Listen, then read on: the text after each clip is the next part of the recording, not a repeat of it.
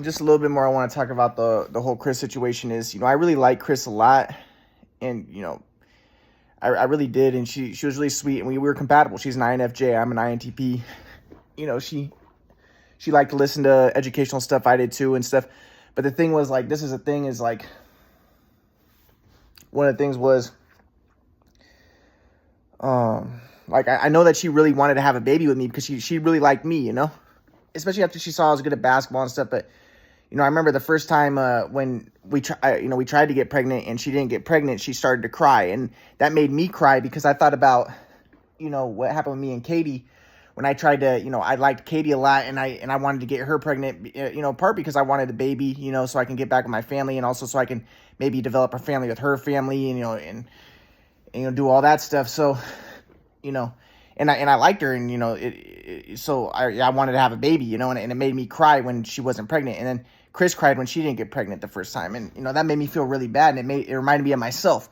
Now the other thing that was interesting about it was, Chris would make some threats and stuff, and she would act like, she was dangerous and stuff, and I felt like she, maybe she'd try to do that to try to keep me with her, and to try to scare me, like if I left her or whatever. But I kind of did the same thing with Katie. After I felt like Katie was about to leave me and stuff. I acted like I knew some people in the mafia, and I acted like I was a tough guy, because I wanted. So my grandpa would say I wasn't in the flow and I was using calculative thinking. But again, it was a tough situation. Katie was a drug user. She wasn't the best type of person. And same thing with Chris. I didn't have the most high quality women. I met Chris when she was walking the streets, basically doing the prostitute thing, even though she said she never done it before. She never been actually a prostitute. So it's just like, but regardless, I was using calculative thinking, and I was, not in the flow. And, I think that one thing I did too was, like, I would try to talk to other girls to try to, show, like, hey, like with Katie, I wanted to show Katie, like, hey, other girls like me, because I wanted to show, like, I have friends. I listened to that book Mate, where it says, if you have, friends and stuff, that shows you have good genes, good genes, good social hierarchy. That's what women want. So I wanted to also show, because I studied that, women like guys who have other women. So I wanted to be like, talk to other women and get, show these, Katie and them or Chris, like, hey, other women like me too, to show that I have good genes and stuff like that, to get them to like me more. But again, that's the calculative thinking, and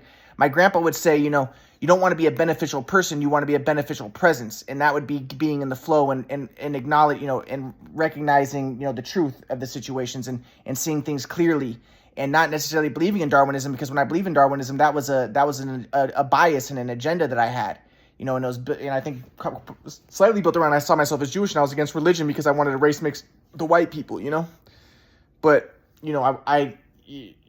but the thing is, so my grandpa would say, you don't want to be a beneficial person, because, like, a beneficial person could be someone who's like, oh, I'm a good person, I give to the poor, but he might have an agenda. Like, when I saw myself as Jewish, I was like, yeah, give to the poor, because I wanted the brown people to take over the white people, and I'm like, yeah, Jesus was a communist, he was a good person, but I had an agenda. I wasn't really in the flow. I was actually expressing dualistic software, predator-prey software.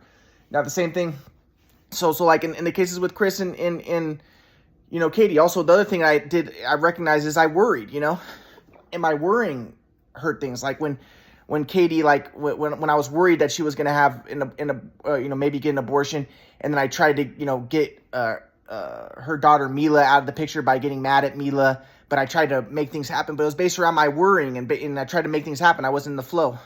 And, and same thing with Chris in ways, my worrying and not being in the flow and stuff like that. Yeah, it did affect things. So, I'm starting to acknowledge that I have to, transcend worrying. Jesus says, do not worry, but not being a good person, because being a good person, there's still agendas behind that. And just because you're a good person, based off your definition of what a good person is, doesn't mean you're actually necessarily a good person. And that's why my grandpa says you have to transcend the person to be in the flow, to be not a person, but a presence.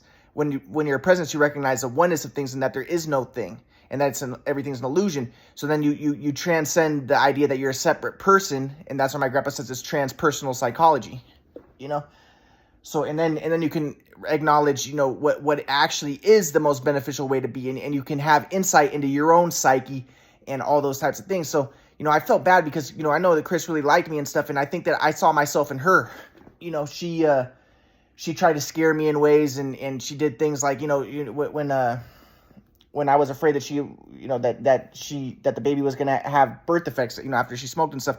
She was like, Ryan, I'm gonna hurt you or something like that. She tried to threaten me, but I remember I threatened Katie when I didn't want her to leave me. I was like, if you have an abortion, I'm gonna hurt you, And the thing was like, or not, I didn't say I was gonna hurt you, but I said I'll make your life hard. And I'm trying to scare her to think that I'm more powerful than I actually was, to get her to not leave me, right? But that was manipulative consciousness. That was calculative, dualistic thinking. And same thing with Chris. She was doing that to me, so I should have, recognized myself in Chris. Chris was doing what I did, and it was a calculative thinking. But Chris is young. She was 19, 20 years old. I was younger than Katie, and so I made mistakes. Chris made mistakes, but also these girls weren't the best high quality girls for me, and Chris was acting disrespectful to me, and as my grandpa would say, that's dualistic software, and you don't have to subject yourself to disrespect, but again, like I feel bad for her because Chris didn't, she didn't know my family situation. People make assumptions. They see that I'm kicked out by my family. They don't know about the shoe weight machine. They don't know how good of a player I was. They don't know that things would not have gone so terrible if it wasn't for this fluke, this tragedy of the shoot away machine. But regardless, things, hopefully pick up. But, I really like Chris a lot, and I hope that she's going to be okay and everything. And I know that she's going through hard times, and I hope that she doesn't, ever commit suicide, because that's what she said that she wanted to do. And, it's just like, and same thing with Katie. I hope that things are okay. But, like I said, my focus, I can't worry. Jesus said, don't worry. My focus has to be on, my higher purpose and all that. So